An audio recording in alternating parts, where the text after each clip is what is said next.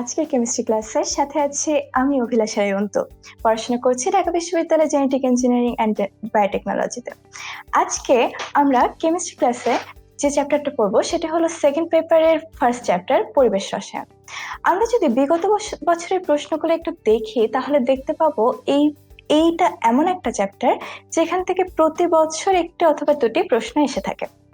তার মানে আজকে আমরা যে ক্লাসটা করব এই ক্লাসটা শেষ করে আমরা ঢাকা ইউনিভার্সিটি অ্যাডমিশন টেস্টে একটি অথবা দুটি প্রশ্নের উত্তর দিতে পারবো। তো এই চ্যাপ্টারটা শুরু করা যাক। তার আগে একটা কথা বলি, কেমিস্ট্রির প্রিপারেশন আমরা কেন নেব বা কিভাবে নেব। আমরা যারা ঢাকা ইউনিভার্সিটির জন্য প্রিপারেশন নিচ্ছি তাদের ম্যাক্সিমাম ক্ষেত্রে আমরা একটা ভুল করি, সেটা হচ্ছে আমরা ফিজিক্স এবং ম্যাথের ক্ষেত্রে বেশি এমফাসাইজ করে ফেলি, যার কারণে হয় কি কেমিস্ট্রি এবং বায়োলজিকে আমরা ততটা গুরুত্ব দিই না। কিন্তু আমি যদি আমার কথা বলি তাহলে দেখা যায় আমি কেমিস্ট্রিতে এমসিকিউতে ফুল মার্কস পেয়েছিলাম এবং এই ফুল মার্কসটা আমাকে হেল্প করেছে 94th পজিশনটা আর্ন করতে। যদিও আমার ম্যাথে নাম্বার কিছুটা কম ছিল কিন্তু আমার পজিশন কিন্তু হেরফের হয়নি। কেন? কারণ আমি কেমিস্ট্রিতে ফুল মার্কস পেয়েছিলাম। আচ্ছা, এবং এই ফুল মার্কসটা পেতে আমার অ্যাডমিশন টেস্টে সময় লেগেছে মাত্র 10 থেকে 12 মিনিট। বিষয়টা বুঝতে পারছো?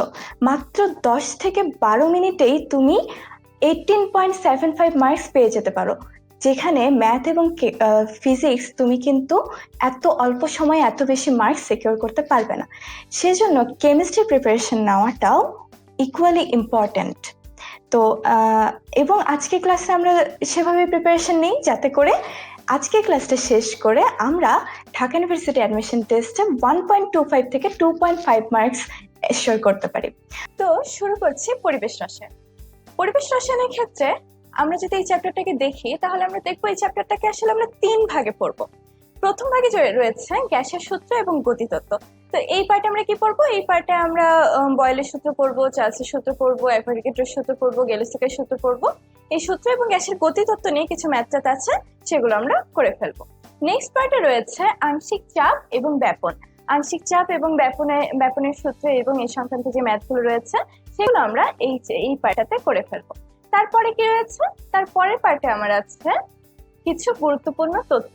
তো এখানে কি কি তথ্য আছে? এখানে আমার অ্যাসিড ক্ষার বিষয়ক বিভিন্ন রকমের তথ্য আছে। এর পাশাপাশি পরিবেশ সংক্রান্ত, পরিবেশ দূষণ বলো এবং পরিবেশের বিভিন্ন চক্র এরকম কিছু তথ্য আমরা এখানে পড়ে ফেলবো। জাস্ট সেগুলো কঠিন কিছুই না, আমরা টুকটাক গল্প করবো, আলোচনা করব, তাতে আমাদের হয়ে যাবে আশা করি। তো চলো শুরু করা যাক গ্যাসের সূত্র দিয়ে। গ্যাসের সূত্র বললেই প্রথমে আমাদের চোখে কোন সূত্রটা ভেসে ওঠে বলো? অবশ্যই বয়েলের সূত্র। তো বয়েলের সূত্র আমরা সবাই জানি। বয়েলের সূত্র কি বলে? বয়েলের সূত্র বলে চাপ বাড়লে আয়তন কমে। তার মানে আমরা যখন চাপ বাড়ায় দিব তখন আয়তনটা কমে যাবে। তো চলো একটা উদাহরণ দেখে নিই আমরা। কোন উদাহরণ দেখবো? ধরো একটা সাইকেলের চাকা, সেই চাকাটাতে তুমি পাম্প করছো। তো পাম্প করার ফলে কি হচ্ছে? পাম্প করার ফলে সেটার চাপটা বেড়ে যাচ্ছে, তাই না? তার মানে বয়েলের সূত্র বলছে চাপ বাড়লে আয়তন কমে যায়। তাহলে আমরা সাইকেলের চাকায় পাম্প করছি, চাপ দিচ্ছি, আয়তন কমছে। তাই কি হয়? তাহলে সমস্যাটা কোথায়? চিন্তা করো তো। আচ্ছা, তাহলে চিন্তা করে কি পেলে? কেউ বলতেই পারো যে আপু বয়েলের সূত্রের তো একটা শর্ত ছিল। কি শর্ত? সেটা হচ্ছে তাপমাত্রা স্থির থাকবে। আচ্ছা, এখন দেখো তুমি যখন সাইকেলের চাকায় পাম্প করছো তখন কি এরকম হয় যে তুমি গরমের মধ্যে 25 ডিগ্রি সেলসিয়াস টেম্পারেচারে পাম্প করা শুরু করলা, হঠাৎ করে স্নোফল হওয়া শুরু করলো, হঠাৎ করে 0 ডিগ্রি সেলসিয়াস টেম্পারেচার হয়ে গেল? এরকম কি হয়? এরকমও হয় না। তাহলে হচ্ছেটা কি? কিন্তু তার আগে চলো আরেকটা প্রশ্ন দেখে নিই। চলো তোমাকে যদি আমি বলি এই প্রশ্নটার উত্তর দিতে বয়েলের সূত্রের ক্ষেত্রে নিচের কোনটি স্থির থাকে? আপু এটা তো অনেক সোজা প্রশ্ন, আমরা তো অনেকবার করে আসছি, অনেক সবাই জিজ্ঞেস করা অনেক কমন প্রশ্ন। তো আমরা কোনো কথাবার্তা ছাড়াই দাগিয়ে দিলাম তাপমাত্রা। এখন আমি তোমাকে বললাম এই উত্তরটা তুমি ভুল বলেছ। মন খারাপ হয়ে গেল? আপু ভুল শিখেছি? না, ভুল শিখনি। ভুল শিখেছো কি ঠিক শিখেছো সেটা ব্যাখ্যা দেওয়ার আগে চলো আমরা বইয়ের ভাষায় বয়েলের সূত্রটা একটু দেখে আসি। বয়লের সূত্রের বিবৃতি যদি আমরা বইয়ের ভাষায় দেখি তাহলে আমরা দেখতে পাবো বয়লের সূত্রে বলা হয়েছে স্থির তাপমাত্রায় নির্দিষ্ট ভরের কোনো গ্যাসের আয়তন ওই গ্যাসের উপর প্রযুক্ত চাপের ব্যস্তানুপাতিক। কি কিছু দেখতে পেলে? পাওনি? আবার দেখাই। স্থির তাপমাত্রায় নির্দিষ্ট ভরের কোনো গ্যাসের আয়তন ওই গ্যাসের উপর প্রযুক্ত চাপের ব্যস্তানুপাতিক। তো স্থির তাপমাত্রায় এই শর্তটা আমরা সবাই লক্ষ্য করি, কিন্তু লক্ষ্য করি না যে বিষয়টা, সেটা হচ্ছে এই নির্দিষ্ট ভরের, তাই না? তোমাদের মধ্যে অনেকে এটা কখনো লক্ষ্যই করনি বা এটাকে নিয়ে কখনো ভাবোইনি যে এখানে বলা হয়েছে নির্দিষ্ট ভরের। এখন আমরা যদি আবার আগের সিচুয়েশনটাতে চলে যাই তাহলে কি দাঁড়ায় বলো তো? আমি তোমাদের কি বলেছিলাম? সাইকেলের চাকায় পাম্প করছি। সাইকেলের চাকায় পাম্প করার সময় আমরা কি করি? নতুন করে বাতাস দিই না? তার মানে কি, বাতাসের ভর নতুন করে আমরা বাড়াচ্ছি, নতুন করে বাতাস দিচ্ছি, তার মানে এখানে ভরটা নতুন করে ইনক্লুডেড হচ্ছে। তার মানে ভরটা এক্ষেত্রে নির্দিষ্ট নেই। এক্ষেত্রে কি বয়লের সূত্র প্রযোজ্য হবে? এক্স্যাক্টলি, বয়লের সূত্র এক্ষেত্রে প্রযোজ্যই না। আর সেখানে তো আয়তন কমা বাড়ার কোনো প্রশ্নই আসে না, যে চাপ বাড়লে যে আয়তন কমবে এই ধরনের কোনো প্রশ্নই আসছে না, কারণ এক্ষেত্রে বয়লের সূত্র অ্যাপ্লিকেবলই না। এবারে আসো এই প্রবলেমটাতে। এই প্রবলেমে কি বলেছি আমি? বয়লের সূত্রের ক্ষেত্রে নিচের কোনটি স্থির থাকে? তোমরা যদি এখন অপশনগুলোর দিকে আরেকবার তাকাও তাহলে লক্ষ্য করবে যেখানে রয়েছে তাপমাত্রা, মোল সংখ্যা এবং ভর। এখন আমরা জানি যে বয়লের সূত্রের ক্ষেত্রে দুইটা সূত্র, একটা হচ্ছে স্থির তাপমাত্রা, আরেকটা হচ্ছে নির্দিষ্ট ভর। তার মানে ভরটাও নির্দিষ্ট থাকে। এখন কোনো গ্যাসের যদি ভর নির্দিষ্ট থাকে তার মানে কি বলো? তার মানে তার অনুসংখ্যা নির্দিষ্ট থাকবে। অনুসংখ্যা নির্দিষ্ট থাকা মানে মোল সংখ্যা নির্দিষ্ট থাকা। তার মানে বয়লের সূত্র যখন আমরা পড়বো তখন আমরা জানবো যে বয়লের সূত্রে তাপমাত্রা, মোল সংখ্যা এবং ভর এই তিনটাই স্থির থাকে। তার মানে সঠিক উত্তর হলো সবগুলোই সঠিক। এবারে বয়লের সূত্র আমরা ম্যাথমেটিক্যালি দেখব। তাহলে চলো, নির্দিষ্ট ভরের কোনো গ্যাসের আয়তন ওই গ্যাসের উপর প্রযুক্ত চাপের ব্যস্তানুপাতিক। দ্যাট মিনস আয়তন ব্যস্তানুপাতিক হলো চাপ। এখান থেকে আমরা কি পাই? এখান থেকে আমরা পাই হচ্ছে পিভি ইকুয়াল টু কে, অর্থাৎ পি এবং ভি আয়তন এবং চাপের যে গুণফলটা, এটা সবসময় একটা ধ্রুবরাশি হবে। এখন যদি এরকম ভিন্ন ভিন্ন গ্যাস হয়, ভিন্ন ভিন্ন চাপ হয়, সেক্ষেত্রে P1 V1 equal to P2 V2 আমরা সবাই জানি। তাহলে চলো এই সূত্র অ্যাপ্লাই করে আমরা একটা ম্যাথ করে ফেলি। ম্যাথে কি বলেছে? 25 ডিগ্রি সেলসিয়াস তাপমাত্রায় 1 atm চাপে মার্বেল সহ একটি গ্যাসের আয়তন 250 ml। ওই একই তাপমাত্রায় ও 2 atm চাপে গ্যাসটির আয়তন 150 ml হলে মার্বেলের আয়তন কত? আচ্ছা, তাহলে এখানে কি রয়েছে? এখানে আমার P1 দেওয়া আছে, P1 দেওয়া আছে 1 atm, P2 দেওয়া আছে 2 atm, P1 দেওয়া আছে 250 ml, P2 দেওয়া আছে 150 ml। কি বের করবো তাহলে? কিছু বের করা নেই, তাই না? অঙ্কটা কি ভুল আছে? আচ্ছা, আরেকবার পড়ি অঙ্কটা, চলো। এখানে কি বলেছে? 1 atm চাপে মার্বেল সহ একটি গ্যাসের আয়তন। আচ্ছা, তাহলে বয়লের সূত্রটা আরেকবার দেখে আসি, চলো তো। এখানে কি বলেছে? স্থির তাপমাত্রায় নির্দিষ্ট ভরের কোনো গ্যাসের আয়তন। খেয়াল করে দেখো, এটা গ্যাসের আয়তনের সাথেই শুধু ডিল করবে, অন্য কোনো কিছুর আয়তনের সাথে না। তার মানে প্রশ্নে আমাকে যেই মার্বেলের আয়তনটার কথা বলা হয়েছে, এই মার্বেলের আয়তনটা কিন্তু পরিবর্তন হয় না। মার্বেলটা একটা কঠিন পদার্থ, রাইট? তার মানে মার্বেলের আয়তন চাপের সাথে রিলেটেড না। সেক্ষেত্রে আমরা ছোটবেলা থেকেই জেনে এসেছি যে অঙ্ক করার ক্ষেত্রে যে কোনো কিছু আমরা যেটাই না জানি সেটা আমরা কি ধরে নিই? এক্স ধরে নিই। তাহলে আমরা ধরে নিলাম মার্বেলের আয়তনটা এক্স। তাহলে মার্বেল সহ গ্যাসের আয়তন যদি 250 ml হয়, তাহলে শুধু গ্যাসের আয়তন কত? অবশ্যই 250 মাইনাস এক্স। এটা হলো আমার গ্যাসের আয়তন। আর পরবর্তীতে তাহলে আমার V1 এটা নয়, V1 হবে V1 is equal to 250 minus x ml, এবং পরবর্তীতে কি হয়েছে, V2 তাহলে কত হবে, 150 ml। তার মানে এই 150 ml এর মধ্যেও কিন্তু সেই মার্বেলটাই আছে। তাহলে এইখানেও আমার গ্যাসের আয়তন থাকছে 150 - x ml। এখন আমরা বয়েলের সূত্র ইজিলি প্রয়োগ করতে পারি, সেটা হচ্ছে P1 V1 = P2 V2। That means 1 × 250 - x is equal to 2 × 150 - x।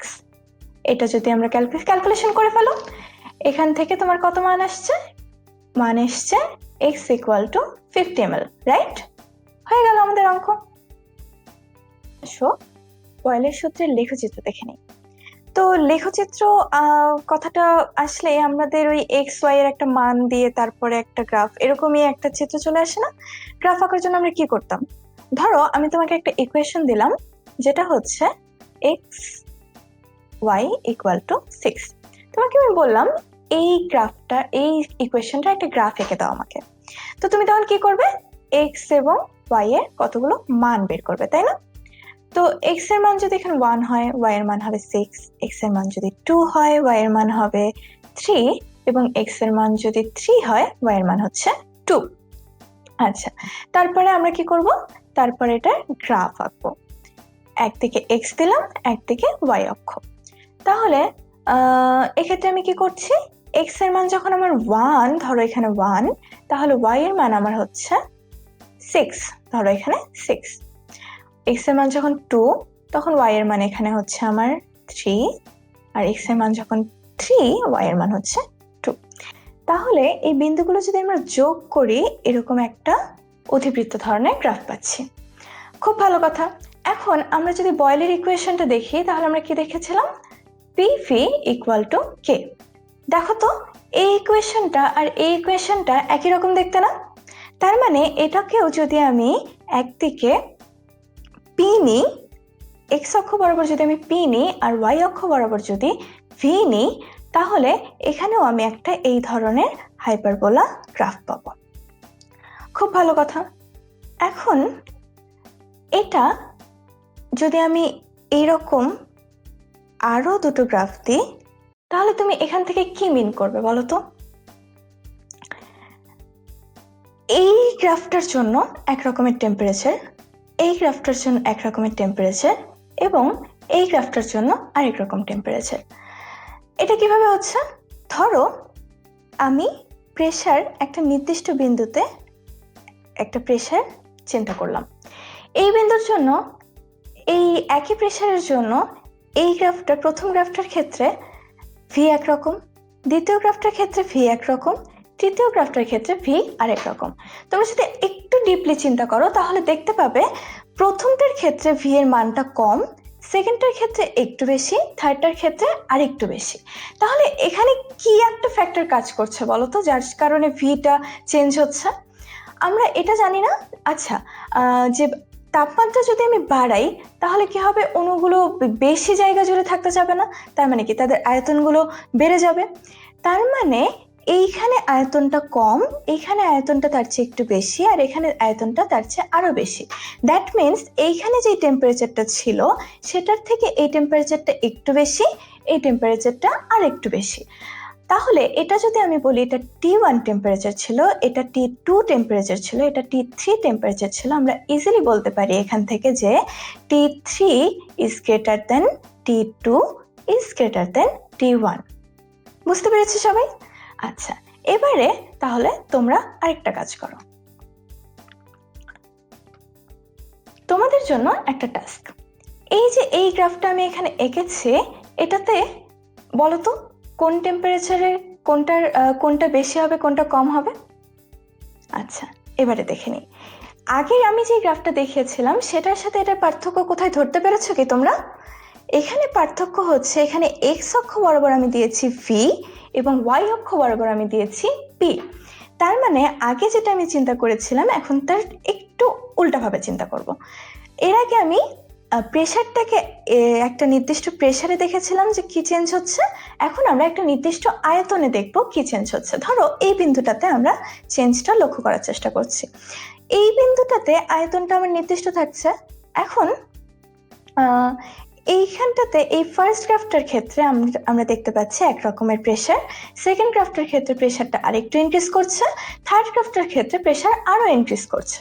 আচ্ছা, এখন দেখো এই ক্ষেত্রে আয়তনটা স্থির আছে, তার মানে একটা নির্দিষ্ট পাত্রে, ধরো একটা সিলিন্ডার আছে, গ্যাসের সিলিন্ডার, সেখানে আমার আয়তনটা আমি চেঞ্জ হতে দিচ্ছি না, নির্দিষ্ট আয়তন রেখেছি, কিন্তু সেখানে আমি টেম্পারেচার বাড়াই দিচ্ছি। টেম্পারেচার যদি বাড়াতে থাকি তাহলে আমার কি হবে, এক সময় গিয়ে চাপটা ইনক্রিজ করা শুরু করবে না? তো এখান থেকেও আমরা একইভাবে বলতে পারি, যেহেতু এইখানে চাপটা কম, এখানে তার চেয়ে আরেকটু বেশি, এখানে তার চেয়ে আরো বেশি, তার মানে এইখানটাতেও এই টেম্পারেচারটা যদি আমার T1 হয়, এটা যদি T2 হয়, এটা যদি T3 হয়, সেক্ষেত্রেও আমার T3 is greater than T2 is greater than T1। Clear? তাহলে এবারে নেক্সট গ্রাফটা আমরা দেখি। তো অনেকে প্রশ্ন আমাকে করতেই পারো, আপু বয়লের সূত্রে তো আমরা দেখেছি ব্যস্তানুপাতিক সম্পর্ক, আমরা তো জেনে আসছি যে ব্যস্তানুপাতিক হলে বক্ররেখা হয়, তো এখানে সরলরেখার গ্রাফ কেন আপনি দেখাচ্ছেন বয়লের সূত্রে লিখে যেতে? তো দেখো এখানে একটা জিনিস খেয়াল করো, গ্রাফের ক্ষেত্রে সবসময় মাথায় রাখবা যে এক্স অক্ষ এবং ওয়াই অক্ষে কি প্লট করা হয়েছে। আসলে এখানে প্লট করা হয়েছে পি ইনভার্স, ওকে, আর এক্স অক্ষে রয়েছে পি ইনভার্স এবং ওয়াই অক্ষে রয়েছে ভি। আচ্ছা, বয়লের সূত্রটা আমরা আরেকবার দেখি। এখানে কি বলা হয়েছে, ভি সমান 1/p বা k/p, একটা যদি আমরা ধ্রুবক নিই, তার মানে দেখো এটা, এখানে আমরা এই সূত্রটাকে এভাবে ইজিলি লিখতে পারি যে V is equal two k into 1/p। দেখো তো এখানে ওয়াই অক্ষে কি লেখা হয়েছে, ওয়াই অক্ষে লেখা হয়েছে ভি, এক্স অক্ষে লেখা হয়েছে 1/p। দ্যাট মিনস এটাকে যদি আমরা এম একটা ধ্রুবক ধরি, y ইকুয়াল টু mx, এটা কিসের সমীকরণ?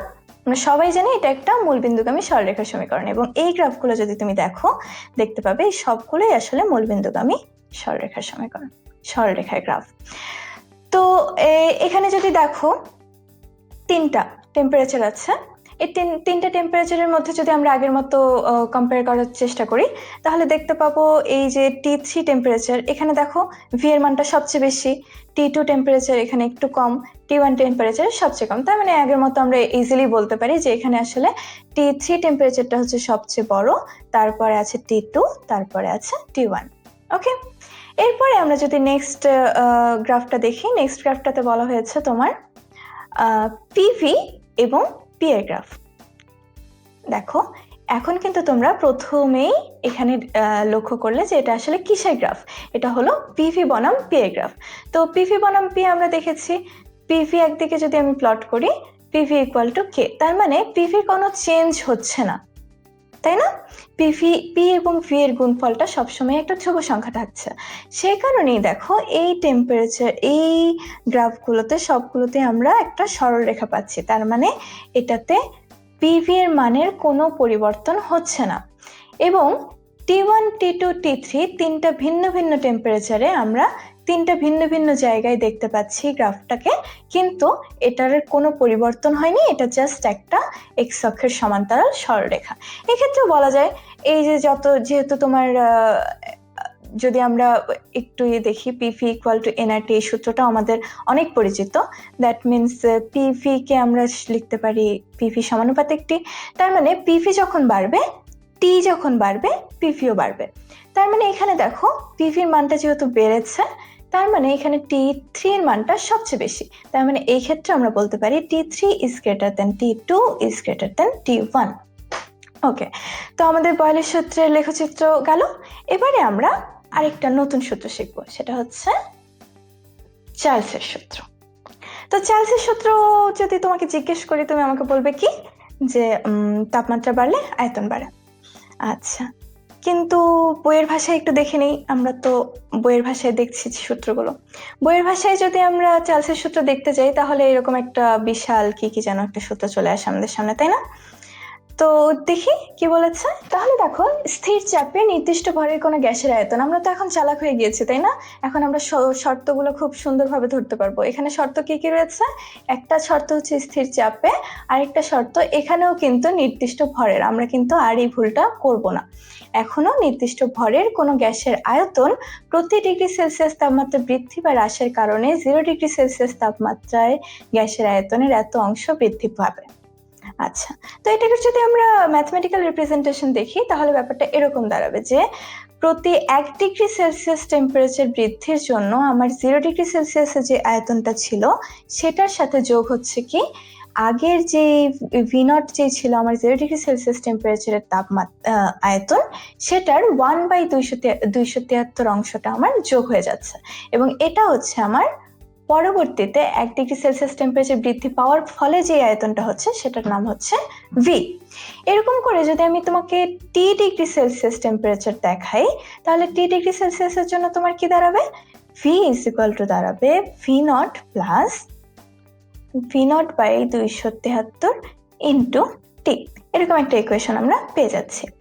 তো এই ইকুয়েশনটাকে যদি আমি গ্রাফ আঁকতে চাই তাহলে আমি কি করব? দেখো, এটা কি কোনো মিল পাচ্ছ? আমি যদি তোমাকে বলি যে এটা একটা ভি বনাম টি গ্রাফ আঁকো তাহলে তুমি কি করবে? দেখো, এখানে আমরা ভিটাকে ওয়াই অক্ষে যদি বসে তাহলে এটা ইকুয়াল টু ওয়াই, টিটাকে যদি এক্স অক্ষে বসে এটাকে আমরা এক্স এর সাথে তুলনা করতে পারি। এটা ভি নট 0 ডিগ্রি সেলসিয়াস টেম্পারেচারে আয়তন, তার মানে এটা একটা ধ্রুবক, এটাও একটা ধ্রুবক ধরতে পারি, আর এটাকে আমি এম ধরতে পারি। That means Y is equal to M X plus C. আমরা একটা ওয়াই অক্ষ থেকে ছেদকারী একটা সরলরেখার সমীকরণ পাচ্ছি, তাই না? দেখো তো গ্রাফটা এরকম না? তাহলে যে গ্রাফটা আমরা পাচ্ছি সেটা এই রকম দেখতে। সেখানে এই যে এই এক্স ওয়াই অক্ষ থেকে যে কর্তৃত্ব অংশটা আছে আমরা সমীকরণ থেকে দেখতে পেলাম এটা হচ্ছে ভি নট।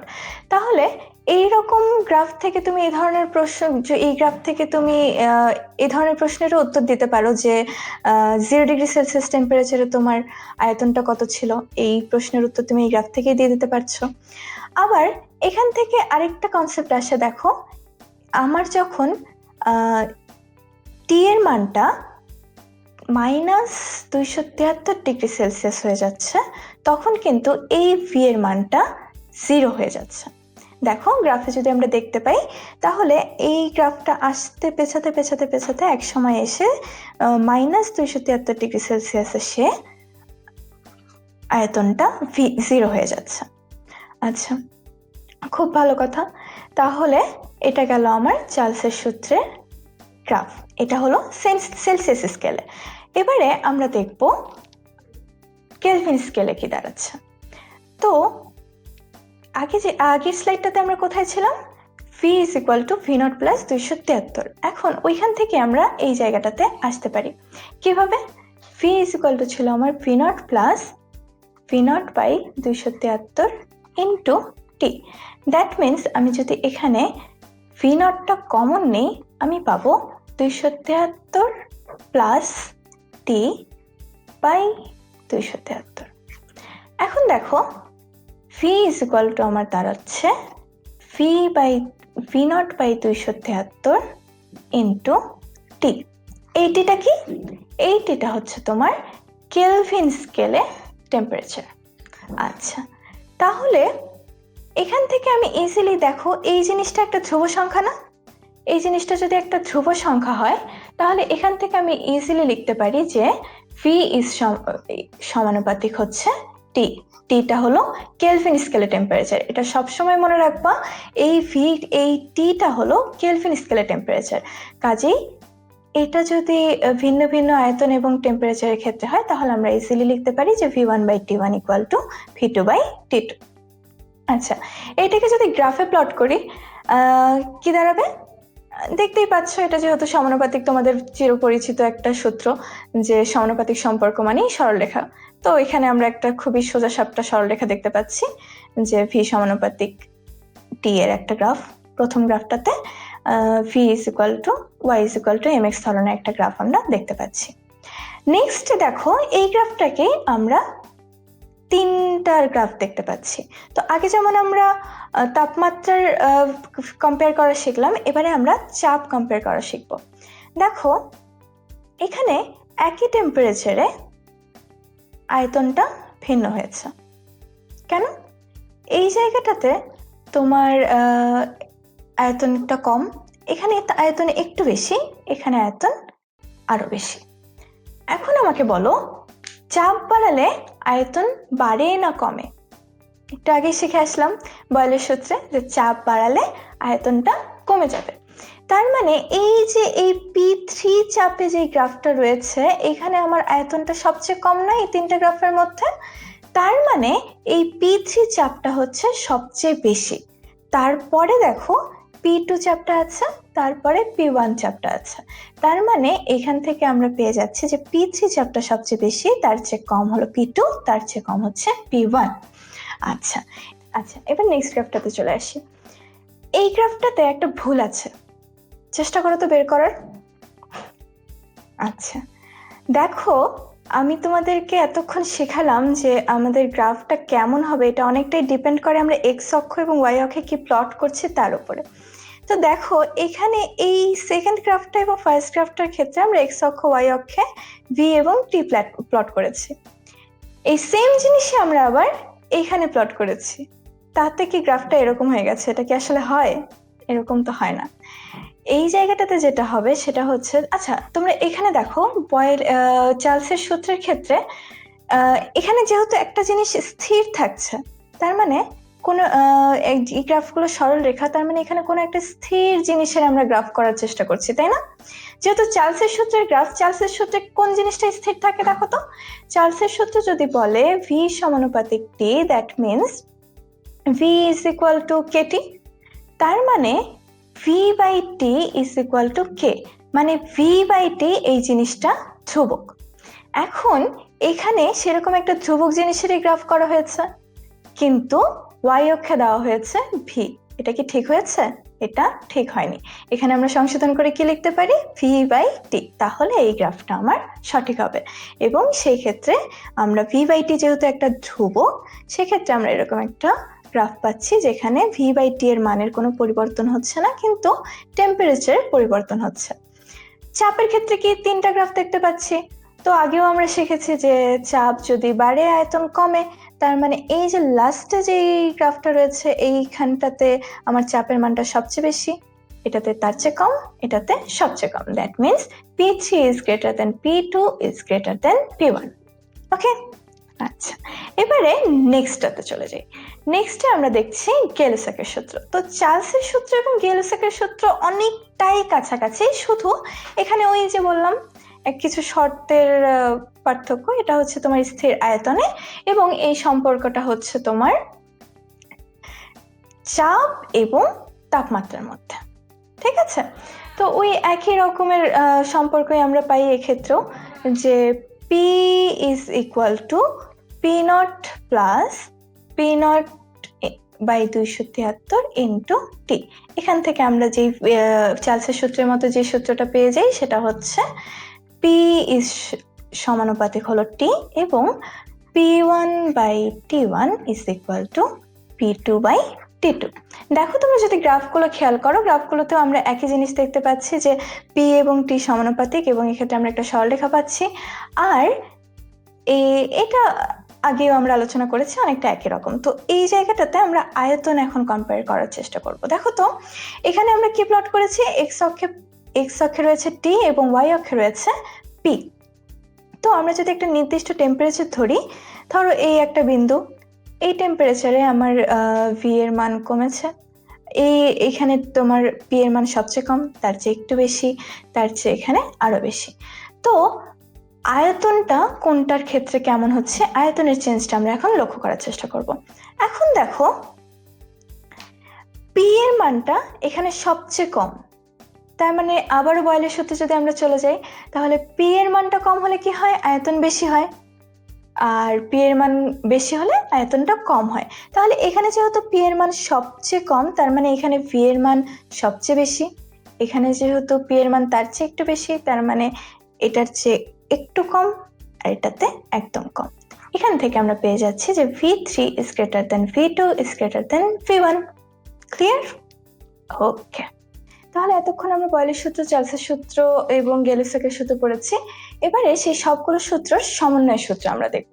তাহলে সমন্বয় সূত্র কি বলছে দেখো, সমন্বয় সূত্র বলছে যে তুমি যখন পিভি, এই পুরো গুণফলটা হচ্ছে তাপমাত্রার সমানুপাতিক। তাহলে এখান থেকে আমরা কি লিখতে পারি? এখান থেকে আমরা লিখতে পারি যে PV is equal to KT. That means PV by T, এই পুরো জিনিসটাই একটা ধ্রুবক। এখান থেকে আমরা সেই বিখ্যাত সূত্রটা পেয়ে যাই না, যে P1 V1 by T1 is equal to P2 V2 by T2। আচ্ছা, এই গেল আমাদের সমন্বয় সূত্রের খুব পরিচিত একটা রূপ, তাই না? তাহলে আমরা দেখে নিই এখান থেকে আরো কি কি আসতে পারে। তাহলে পিভি আমরা একটু আগে দেখলাম যে পিভি সমানুপাতিক টি। তো পিভি সমানুপাতিক টি, এখানে আমরা একটা ধ্রুবক ইউজ করেছিলাম, তাই না? পিভি সমানুপাতিক আমি লিখেছিলাম কেটি। তো এই ক্ষেত্রে যে ধ্রুবকটা ইউজ করা হয় সেটা হচ্ছে আর। আর কি আমরা সবাই জানি, আর হলো সার্বজনীন গ্যাস ধ্রুবক। আচ্ছা, তো এটা পিভি ইজ ইকুয়াল টু দাঁড়াচ্ছে তাহলে আরটি। এটা কখন? এটা তখন যখন গ্যাসটা আমার 1 মোল। কিন্তু যদি এটা গ্যাসটা 1 মোল না হয়ে যদি n মোল হয়, তখন আমরা কি করব? তখন জাস্ট এটাই n গুণ হয়ে যাবে। That means PV equal to nRT। এটাই গেল আমার আদর্শ গ্যাসের সেই বিখ্যাত সূত্র। আচ্ছা, তাহলে খুব ভালো কথা, আমরা শিখলাম সমন্বয় সূত্র। এরপরে এটার কিছু প্রয়োগ আছে, যেমন এই সূত্রটা আমরা কি কি ক্ষেত্রে ব্যবহার করতে পারি। তুমি দেখো PV is equal two nRT, তাই তো? তাহলে n ইকুয়াল টু আমরা কি জানি, সে ক্লাস 9-10 থেকে শিখে আসছে। n ইজ ইকুয়াল টু আমরা জানি W/m RT। তার মানে দেখো, আমাকে যদি কোনো গ্যাসের চাপ, আয়তন এবং একটা টেম্পারেচার দিয়ে দেয়, কিছু ভর দিয়ে দেয়, তাহলে আমরা ওখান থেকে ইজিলি বলে দিতে পারবো ওই গ্যাসটার আণবিক ভর কত। এখন আণবিক ভর অর্থাৎ এটা কিন্তু মোলার ভর, অর্থাৎ 1 মোল গ্যাসের ভর। এখন তাহলে এখান থেকে আমরা কি করতে পারি, এই মোলার ভর অর্থাৎ 1 মোল গ্যাসের ভরটা আমরা বের করে ফেলতে পারি। এরকম আর কি কি করতে পারি, আমরা এখান থেকে ডি এর মানও বের করতে পারি। পিভি ইজ ইকুয়াল টু কি জানি, W/m/RT। এখন যদি ভিটা আমি এই পাশে নিয়ে আসি, তাহলে আমার কি দাঁড়াচ্ছে, পি ইজ ইকুয়াল টু দাঁড়াচ্ছে PM ইজ ইকুয়াল টু দাঁড়াচ্ছে W/V/RT। দ্যাট মিনস এটাকে আমরা কি জানি, এটা ঘনত্ব না? তাহলে এখান থেকে আমরা ঘনত্বের সূত্র পেয়ে যাই, ঘনত্ব density is equal two PM/RT। Clear? আচ্ছা, তাহলে এরকম করে এই সূত্রটা ব্যবহার করে আমরা এই ম্যাথগুলো করে ফেলতে পারি।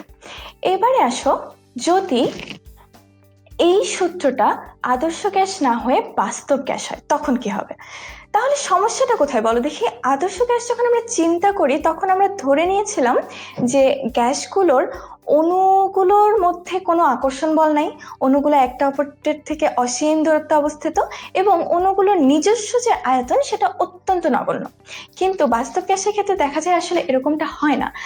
বাস্তব গ্যাসের ক্ষেত্রে অণুগুলোর কিছু সামান্য হলেও কিছুটা আয়তন রয়েছে এবং তাদের মধ্যে কিছুটা আন্তঃআণবিক আকর্ষণ বলও রয়েছে।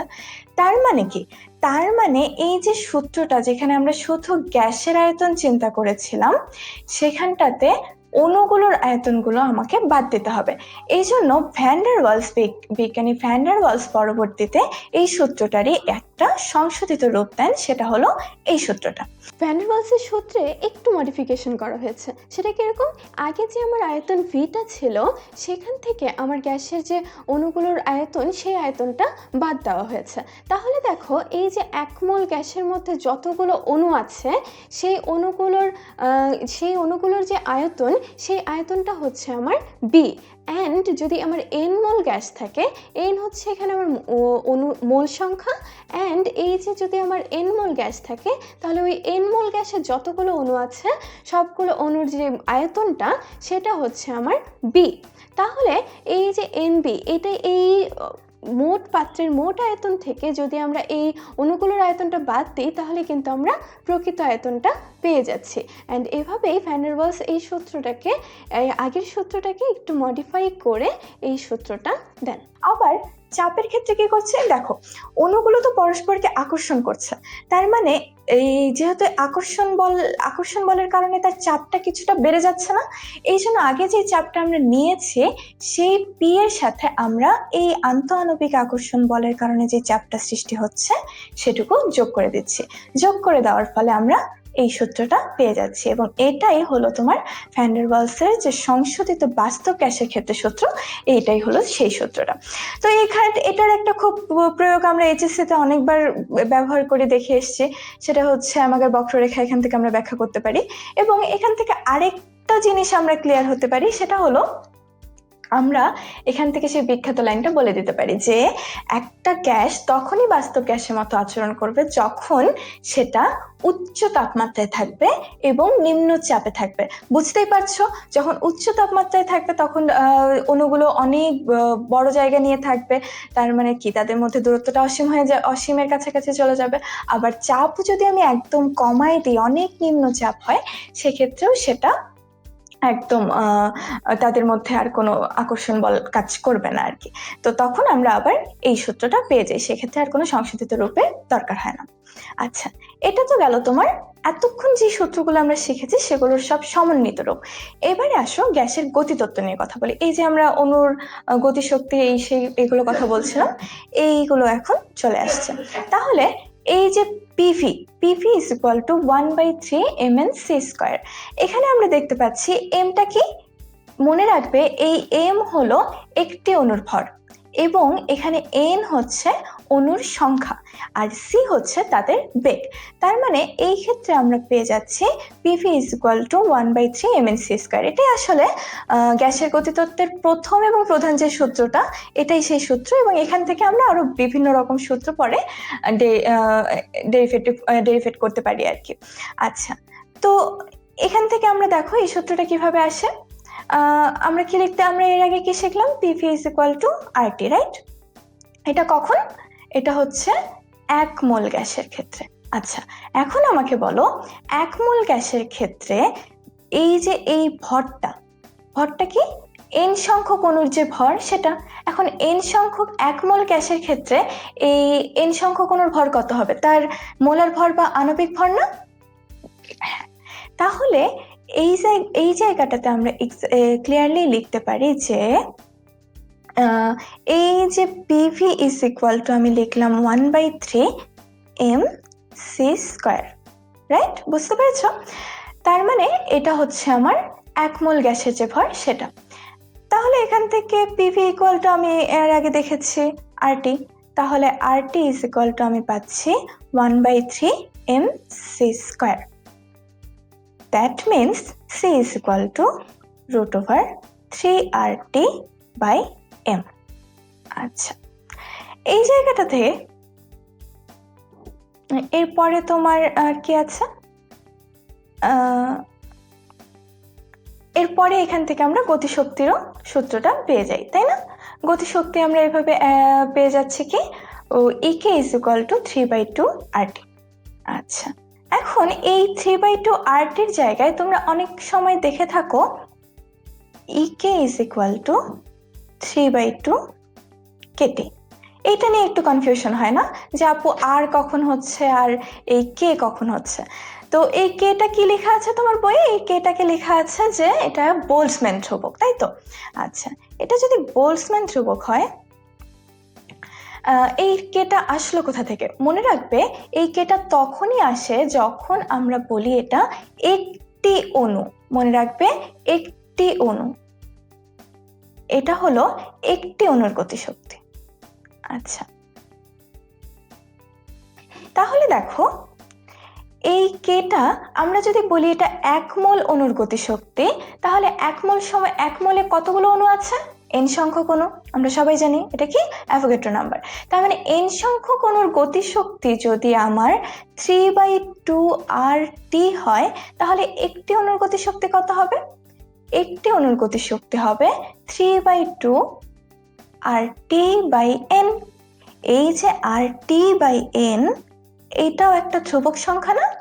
এই ধ্রুবকটাকে আমরা বলছি কে বা বোলসম্যান ধ্রুবক। তার মানে যখন আমরা একটি অণু নিয়ে কথা বলবো, যে একটি অণুর গতিশক্তি, একটি অণুর আরএমএস বেগ, তখন আমরা এই আর এর জায়গায় কেটা ব্যবহার করতে পারি। এর এখন অনেক ক্ষেত্রে তোমার কে দেওয়াও থাকতে পারে, কে এর মানটা বোলসম্যান ধ্রুবকের প্রশ্নে বোলসম্যান ধ্রুবকের মান অনেক সময় দেওয়াও থাকে, বা তুমি আর এবং এন এর মান ইউজ করে এটা বেরো করে নিতে পারো। আচ্ছা, তাহলে এবার চলো কিছু প্রবলেম সলভ করা যাক। এই প্রশ্নটা পড়ি আমরা। কি বলেছে? চাপ স্থির রেখে একটি গ্যাসের যার আয়তন হলো 1000 ml, তার তাপমাত্রাটা অর্ধেক করা হলো। পরিবর্তিত অবস্থায় তার আয়তন কত হবে? তাহলে আমরা দেখতে পেয়েছি যে এখানে চাপ স্থির রেখে বলেছে আয়তন এবং তাপমাত্রার সম্পর্ক। তার মানে বুঝতে পারছি এটা কোন সূত্র? চার্লসের সূত্র দিয়ে আমরা এই অঙ্কটা করবো, রাইট? তাহলে চার্লসের সূত্র আমরা কি জানি? চার্লসের সূত্র অনুযায়ী V1/T1 is equal to V2 by T2। এখানে তোমার ভি দেওয়া আছে, প্রথম V1 দেওয়া আছে 1000 ml, T1 একটা ধরে নিলাম আমরা, টি যেহেতু বলেছে পরে যে তাপমাত্রা অর্ধেক করা হলো। পরবর্তীতে আমার V2টা বের করতে বলেছে এবং T2টা বলেছে এই টি এর অর্ধেক। আচ্ছা, এখন এটা তুমি ক্যালকুলেশন করবে, ক্যালকুলেশন করে একটা মান পাবে যেটা হচ্ছে V2 equal to 500 ml। আচ্ছা, আবার অনেকে তোমরা এই ক্যালকুলেশন করতে কেউ ক্যালকুলেটর বের করবে, কিন্তু তারপরে তোমার মনে হবে যে ঢাকা ইউনিভার্সিটি অ্যাডমিশন টেস্টে ক্যালকুলেটর ব্যবহার করা যায় না, তখন তোমার একটু মনটা খারাপ হয়ে যাবে। তারপরে যাদের আবার করতে একটু দেরি হবে তাদের আর একটু মন খারাপ হবে, কারণ ঢাকা ইউনিভার্সিটি অ্যাডমিশন টেস্টে একটা কোয়েশ্চেন অ্যান্সার করার জন্য তোমার কাছে সময় থাকে মাত্র 45 সেকেন্ড। তো সেক্ষেত্রে দেরি হলেও মনটা খারাপ হয়ে যাবে। চলো মনটা একটু ভালো করার ব্যবস্থা করি। চার্লসের সূত্রে কি বলেছে বলতো? চার্লসের সূত্রে বলেছিল ভি সমানুপাতিক টি। তার মানে কি? সমানুপাতিক সূত্র আমরা তো ছোটবেলা থেকেই পড়ে আসছি। তার মানে কি? ভি বাড়লে টিও বাড়বে, ভি কমলে টিও কমবে। আচ্ছা, এখন তোমাকে প্রশ্নটা পড়ো। প্রশ্ন কি বলেছে? প্রশ্ন বলেছে তাপমাত্রা অর্ধেক করা হলো। এখন দেখো, তাপমাত্রা যদি অর্ধেক করা হয় তাহলে আয়তনটাও অর্ধেক হয়ে যাবে না? অঙ্ক করার দরকার আছে? কোনো দরকার নেই। আগে ছিল 1000 ml, তাপমাত্রা অর্ধেক, আয়তন অর্ধেক, উত্তর হবে 500 ml। হয়ে গেল 45 সেকেন্ডের উত্তর। 45 সেকেন্ডও লাগলো না আসলে। আচ্ছা, এরপরে নেক্সট প্রবলেমে চলে যাই। নেক্সট প্রবলেমে কি বলেছে? 27 ডিগ্রি সেলসিয়াস তাপমাত্রায় এবং 1 atm চাপে 8.2 লিটার আয়তনের কোনো গ্যাসের ভর 6 গ্রাম। গ্যাসটির আপেক্ষিক ভর কত? আচ্ছা, আপেক্ষিক ভর বলতে এখানে কি বোঝাচ্ছে? আমাকে এম বের করতে বলেছে, রাইট? আচ্ছা, তো আমার টি দেওয়া আছে, টেম্পারেচার, পি দেওয়া আছে, ভি দেওয়া আছে, আমাকে এম বের করতে হবে। একটু আগে আমরা সমন্বয় সূত্রটা দেখলাম না? এই সূত্রটাই বের করা দেখেছি। তাহলে এম ইকুয়াল টু আমরা কি দেখেছি? এম ইকুয়াল টু আমরা দেখেছি যে তোমার WRT বাই পিভি। আচ্ছা, তাহলে কি দাঁড়ালো ব্যাপারটা? তুমি এখানে মান বসাবে, মান বসায় বের করে ফেলবে। তাহলে ডাব্লিউ আমার 6 দেওয়া আছে, আর দেওয়া আছে 0.0821 ইন্টু টি দেওয়া আছে 300 কেলভিন, ঠিক আছে? আর পি কত?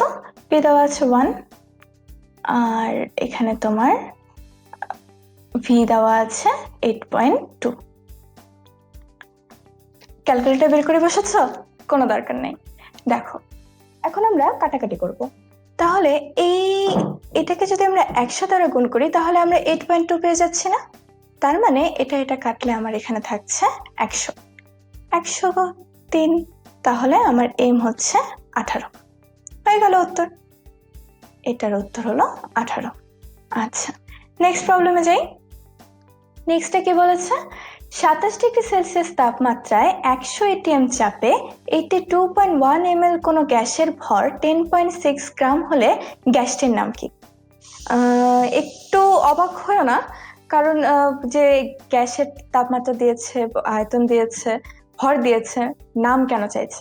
তো বুঝতেই পারছো, এতক্ষণ আমরা আণবিক ভর নির্ণয় করা শিখলাম, মোলার ভর নির্ণয় করা শিখলাম। তার মানে আমরা যদি এখন মোলার ভরটা বের করতে পারি তাহলে আমরা বলে দিতে পারবো এটা আসলে কোন গ্যাস। আচ্ছা, তাহলে শুরু করা যাক। এম ইকুয়াল টু আমরা আবার চলে যাই এম ইকুয়াল টু আমার হচ্ছে WRT বাই এম, তাই না? তাহলে M equal to WRT by PV. তাহলে ডাব্লিউ আমার কত দিয়েছে?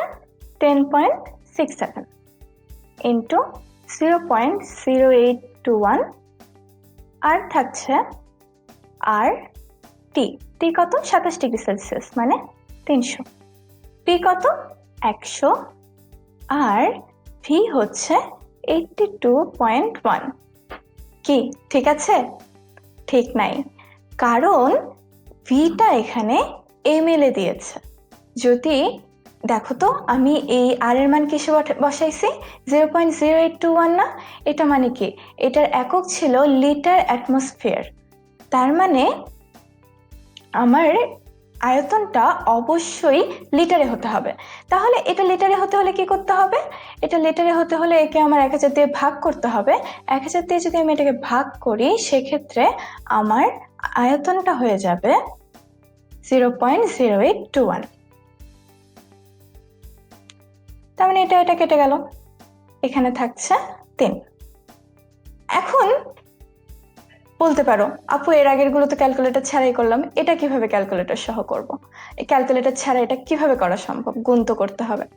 তো এটা করার জন্য ঢাকা ইউনিভার্সিটি অ্যাডমিশন টেস্টে যেহেতু তোমাকে ক্যালকুলেটর দিচ্ছে না, সেহেতু তোমাকে কিছু ট্রিক্স মনে রাখতে হবে।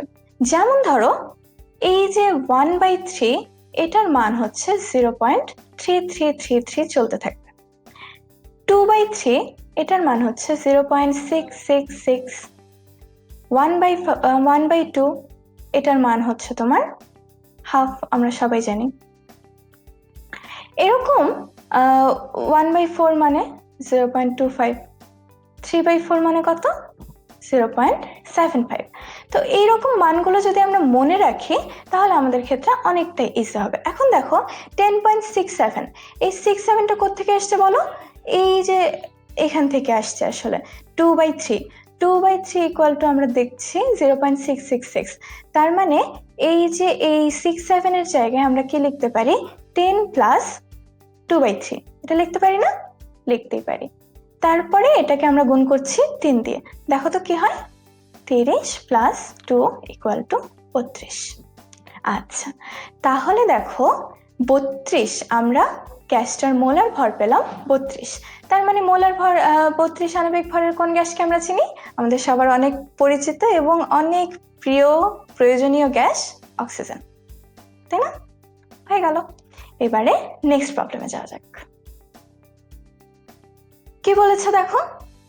নির্দিষ্ট তাপমাত্রায় ও 1 atm চাপে ধূলিকণা মিশ্রিত অক্সিজেন গ্যাসের আয়তন 100 ml। তাপমাত্রা অপরিবর্তিত রেখে চাপ 75% বৃদ্ধি করা হলে ধূলিকণা সহ অক্সিজেনের আয়তন হ্রাস পেয়ে 65 ml হয়। ধূলিকণার আয়তন কত? অঙ্কটা কি চেনা চেনা লাগে? লাগার তো কথা, কারণ এরকম একটা অঙ্ক এর আগে আমরা করেছি, তাই না? সেখানে মার্বেল ছিল, এখন আমি ধূলিকণা দিয়ে দিয়েছি।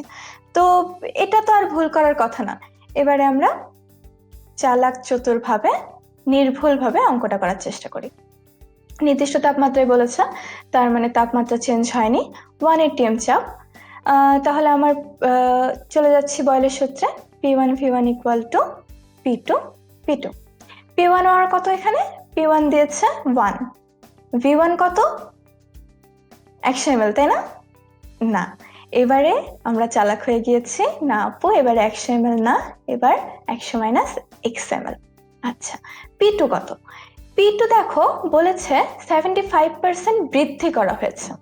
তাহলে দেখো, আগে ছিল আমার 1 atm চাপ, সেখান থেকে 75% বৃদ্ধি করেছি। তার মানে এই চাপটা এখন কত হয়ে গিয়েছে বলো? 1.75 হয়ে গিয়েছে না? 1.75 হয়ে গেল। আর V2 কত? V2 হচ্ছে 65 মাইনাস x। আচ্ছা, তাহলে এটাও আমরা ক্যালকুলেটর ছাড়াই সলভ করব। 100 মাইনাস x ইকুয়াল টু, আচ্ছা এখানে দেখো 1.75, একটু আগে তোমাদের দেখালাম না 0.75 মানে কি? 0.75 মানে আমরা দেখে এসেছি 0.75 মানে হচ্ছে 3/4। তার মানে এখানে আমি কি লিখতে পারি? 1 প্লাস 3/4। 65 minus x. তাহলে দেখো 1 প্লাস 3/4 এটাকে যদি আমরা যোগ করি তাহলে ব্যাপারটা দাঁড়াবে 7/4, 65 মাইনাস এক্স। তাহলে এটাকে যদি আমরা ক্যালকুলেশন করি এখন কি দাঁড়াচ্ছে, 400 মাইনাস 4x ইকুয়াল টু, এটা দাঁড়াচ্ছে আমার 455 মাইনাস 7x। এখান থেকে x এর মান আমি পাচ্ছি 55/3। এখন দেখো এটাকেও তো ক্যালকুলেটর ছাড়াই একটা দশমিকের মান আনতে হবে। কিভাবে আনবো, আমরা কি জানি 3 ইন্টু 18 কত হয়, 3 ইন্টু 18 আমরা জানি এটা হয় 54, বাকি থাকছে কত 1, এখানে আছে 55। তার মানে আমরা একটা 18 পাচ্ছি আর একটা পাচ্ছি 1/3। একটু আগে আমরা 1/3 এর মান শিখেছি, 1/3 এর মান হচ্ছে 0.33, দ্যাট মিনস এটা হবে আমার 18.33। ক্লিয়ার হয়ে গেল। তাহলে এবারে নেক্সট ম্যাথে চলে যাই। নেক্সট ম্যাথে কি বলেছে দেখো, একই তাপমাত্রায় হাইড্রোজেন ও অক্সিজেন গ্যাসের আরএমএস বেগের অনুপাত কত। আচ্ছা, তো আরএমএস বেগ আমরা কি জানি, আরএমএস বেগ আমরা জানি c ইকুয়াল টু √3RT/m। আচ্ছা, তাহলে আমরা এখন কি করব, আমরা এটা c1 দিব, এটা t1 দিব, এটা m1 দিব, তারপরে c1 এর একটা মান বের করব, তারপরে c2 এর একটা মান বের করব, একটা অক্সিজেনের জন্য মান বের করব, একটা হাইড্রোজেনের জন্য মান বের করব। তাহলে আবার এখানে 3R, যেহেতু টি এখানে একই তাপমাত্রায় বলেছে তার মানে এখানে টি ম্যাটার করছে না, তো তার মানে টিটা ধ্রুবক থাকছে। আর এখানে আমি দিচ্ছি m2। আচ্ছা, তো এরকম করে দুইটা ক্যালকুলেশন করে আবার c1 আর c2 অনুপাত করব। এভাবে ম্যাথ করতে কি তোমার 45 সেকেন্ডে হবে? হবে না। তাহলে কি করতে পারি আমরা, দেখো যেহেতু তাপমাত্রা ধ্রুবক আছে তার মানে কি উপরের এই তিনটা রাশি আমার স্থির না, তিনটা রাশি যদি স্থির হয় তার মানে আমরা দেখতে পাচ্ছি এই যে আরএমএস বেগটা এটা হচ্ছে 1/√, এটা সমানুপাতিক 1/√m। তার মানে আমরা যখন অনুপাত করতে যাব তখন আমরা যদি আণবিক ভরের বর্গমূলের অনুপাতটা বের করি তাহলেই পেয়ে যাব, এবং এটা হচ্ছে ব্যস্তানুপাতে। তার মানে আমরা যদি আমাকে হাইড্রোজেন এবং অক্সিজেনের অনুপাত বের করতে বলেছে, তার মানে আমি যদি এখানে সি হাইড্রোজেন দিই, এখানে সি অক্সিজেন দিই, আমার যেহেতু ব্যস্তানুপাতিক সম্পর্ক, কি করতে হবে, উপরে দিতে হবে অক্সিজেনের ভর আর নিচে দিতে হবে হাইড্রোজেনের ভর। তাহলে তার মানে কি, তার মানে দেখতেই পাচ্ছি আমরা, তার মানে হলো অক্সিজেনের আণবিক ভর হচ্ছে তোমার 32 আর হাইড্রোজেনের ক্ষেত্রে হচ্ছে 2, তার মানে √16 4 হয়ে গেল, আমরা উত্তর পেয়ে গেছি। এখন এখানে একটা জিনিস তোমরা অনুধাবন করতে পারো, দেখো হাইড্রোজেন এবং অক্সিজেন গ্যাসের বেগের অনুপাত অনেক সময় কনফিউশন হয় যে 1:4 হবে না 4:1 হবে। তো দেখো হাইড্রোজেন গ্যাসের আণবিক ভর বেশি না অক্সিজেন গ্যাসের আণবিক ভর বেশি? অবশ্যই অক্সিজেনের গ্যাসের ভর বেশি। তো যার ভর বেশি সে কি বেশি তাড়াতাড়ি নড়াচড়া করতে পারবে, নাকি যার ভর কম সে বেশি তাড়াতাড়ি নড়াচড়া করতে পারবে? অবশ্যই যার ভর কম সে। এখন যেহেতু হাইড্রোজেন আর অক্সিজেনের অনুপাত বলেছে সেজন্যই এটা 4:1 হলো, 1:4 হবে না। আচ্ছা, তাহলে এই প্রবলেম সলভ হলো। নেক্সট ডে চলে যাচ্ছি। বললে আমাদের চোখের সামনে একটা সংজ্ঞা চলে আসছে, তাই না? বিশাল একটা সংজ্ঞা, একটা বোরিং কথাবার্তা, একটু পড়ে দেখি কি বলেছে আসলে। একটি গ্যাস মিশ্রণ কোনো নির্দিষ্ট তাপমাত্রায় যে আয়তন দখল করে, মিশ্রণের অন্তর্গত একটি গ্যাস যদি ওই একই তাপমাত্রায় এককভাবে সমান আয়তন দখল করে যে চাপ সৃষ্টি করে, সেই চাপকে ওই মিশ্রণের ওই উপাদানের আংশিক চাপ বলা হয়ে থাকে। আচ্ছা, তো এই কথাটা অনেক বোরিং হয়ে গেল, তাই না? তাহলে জিনিসটা একটু বোঝার চেষ্টা করি যে আসলে ঘটনাটা কি হচ্ছে। ধরো ক্লাসের মধ্যে আমরা সবাই বন্ধু বান্ধব মিলে সবাই মিলে অনেক মজা করছি, চিৎকার চেঁচামেচি করছি। তো এটা আমরা মিশ্রণ অবস্থায় আছি, তাই না? গ্যাসগুলো সব মিশ্রণ অবস্থায় আছে, এটা হচ্ছে তোমার গ্যাস মিশ্রণ। এখন আমি যদি কেউ খুব চিৎকার করছে, আমরা বললাম তুই এই ঘরটা থেকে একাই দিয়ে দিলাম। এখন তাকে কাউকে যদি আমি একটা ঘরে একাই দিয়ে দিই, তাহলে সে কি করবে? সে একা একা চিৎকার করবে না, সে কি করছে? তার নিজের অংশের চিৎকারটা করছে। তো এটাই বলেছে যে একা থাকলে যে চিৎকারটা করছে সেটাই হচ্ছে তার অংশের চিৎকার। সিমিলারলি আমরা যখন একটা গ্যাস মিশ্রণের কথা বলছি, তো গ্যাসের মিশ্রণে কোনো একটা উপাদান ওই আয়তনটাতে যদি একা থাকতো, তাহলে সে যে পরিমাণ চাপটা দিচ্ছে সেটাই হচ্ছে তার আংশিক চাপ। তার মানে কি, এই যে যার অংশ যত বেশি সে তত বেশি চাপ দিবে। এখন ধরো একটা পাত্রে অক্সিজেন আছে, নাইট্রোজেন আছে। এখন নাইট্রোজেনের পরিমাণ যদি বেশি হয়, তাহলে নাইট্রোজেন বেশি চাপ দিবে। সিমিলারলি এই কথাটাই বলা হচ্ছে তোমার বইয়ের ভাষায়, যে যার মোল সংখ্যা যত বেশি গ্যাস মিশ্রণে সে তত বেশি চাপ দিচ্ছে। তার মানে এই যে আমরা আংশিক চাপ বের করি P1, ধরো এটা সেই উপাদানটার আংশিক চাপ। এটা কি হচ্ছে, আমরা যদি এই উপাদানটার P1 উপাদানের মোল সংখ্যা N1 হয়, আর টোটাল যদি এখানে N1 প্লাস N2, ধরো দুটো উপাদান আছে, তো এই দুটো উপাদানের টোটাল মোল সংখ্যা কি N1 প্লাস M2। তাহলে এই যে এ যে অংশটা দখল করছে এটা হচ্ছে এর মোল ভগ্নাংশ, আর এইটা টোটাল যে চাপ সেইটার অনুযায়ী এত যত তার মোল ভগ্নাংশ সে ততগুণ চাপ দিচ্ছে। তার মানে যার মোল সংখ্যা যত বেশি হচ্ছে মিশ্রণে সে তত বেশি চাপ দিতে পারবে। এই সূত্রটাই আমরা দেখছি আসলে আংশিক চাপের যে সূত্রের যে গাণিতিক রূপটা আছে এখানে, এটাই বলা হয়েছে যে যার মোল ভগ্নাংশ যত বেশি সে তত বেশি চাপ দিচ্ছে। আমরা উপরে দিচ্ছি ওই গ্যাসটার মোল সংখ্যা, আর নিচে দিচ্ছি টোটাল মোল সংখ্যা, আর এইটা হচ্ছে টোটাল চাপ। তাহলে চলো আংশিক চাপের একটা অঙ্ক দেখা যাক। এখানে কি বলেছে, 1 atm চাপে ও নির্দিষ্ট তাপমাত্রায় একটি নির্দিষ্ট আয়তনের পাত্রে 4 গ্রাম হিলিয়াম, 14 গ্রাম নাইট্রোজেন এবং 16 গ্রাম অক্সিজেন আবদ্ধ অবস্থায় আছে, কোনটির আংশিক চাপ সর্বোচ্চ? তাহলে আংশিক চাপ সর্বোচ্চ আমরা একটু আগে দেখে আসলাম, কি হলে আংশিক চাপ সর্বোচ্চ হয়? যার মোল সংখ্যা বেশি হবে, টোটালটার মধ্যে যার মোল সংখ্যা বেশি হবে তার আংশিক চাপ সর্বোচ্চ হবে। তাহলে আমরা যদি হিলিয়ামের ক্ষেত্রে দেখি, হিলিয়াম 4 গ্রাম, 4 গ্রাম হিলিয়ামের তাহলে এখানে কয় মোল আছে? আমরা দেখতে পাচ্ছি এটা 1 মোল আছে। আর নাইট্রোজেন হচ্ছে 14 গ্রাম, তার মানে এখানে কত গ্রাম আছে? নাইট্রোজেনের আণবিক ভর হচ্ছে আমরা জানি 28 গ্রাম, তাহলে এখানে আছে 0.5 মোল।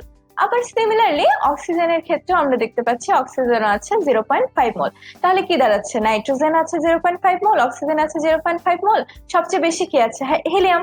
তাহলে সবচেয়ে বেশি যেহেতু হিলিয়াম আছে, তার মানে হিলিয়ামের আংশিক চাপটাই সবচেয়ে বেশি হবে। আচ্ছা, তাহলে আর একটা প্রশ্ন দেখি আমরা। এখানে বলেছে 3 আয়তন নাইট্রোজেন এবং 2 আয়তন ক্লোরিন মিশ্রণের পূর্ণ চাপ 1 atm, ওই মিশ্রণে নাইট্রোজেন ও ক্লোরিনের আংশিক চাপ কত?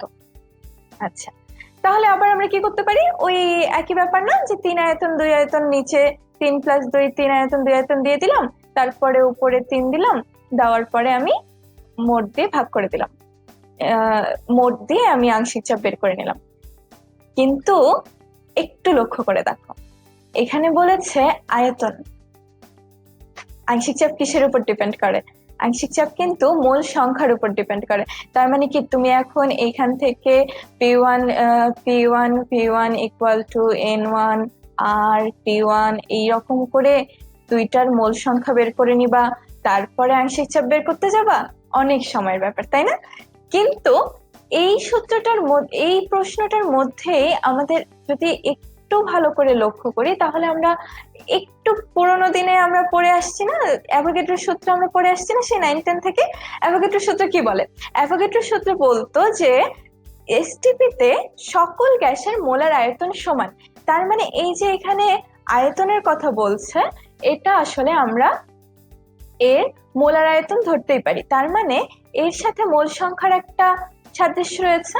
সেই হিসাব থেকে আমরা এখন এটা ওই কনসেপ্ট থেকে আমরা আসলে এটা করতে পারি যে C/C+2 ইন্টু 760, এখানে যেহেতু মিলিমিটার মার্কারিতে বলেছে এটা একটা অপশন থাকলো আমার, আরেকটা 2/C+2 ইন্টু 760। এখন এই দুটার মধ্যে যেটা তোমার ক্যালকুলেশন করতে সুবিধা তুমি সেটাই করবে। আমরা যদি এটা করি তাহলে নিচে থাকলো 5 দিয়ে যদি আমরা এটাকে কাটি তাহলে কত হচ্ছে তোমার 5×15 = 75 আর 5×2 = 10, তার মানে 152, 152 × 304। এখন একটা বের হলো, তুমি কি আবার এটা বের করবে? কোনো দরকার নেই, দেখো 304 অপশন এখানে একটাতেই আছে, তার মানে এটাই হবে উত্তর। আচ্ছা, এবারে নেক্সটে চলে যাই। নেক্সটে আমরা দেখতে পাচ্ছি গ্রাহামের ব্যাপন সূত্র। ব্যাপন আমরা সবাই জানি, তাই না? ব্যাপন কি? ব্যাপন হচ্ছে ছড়িয়ে পড়া।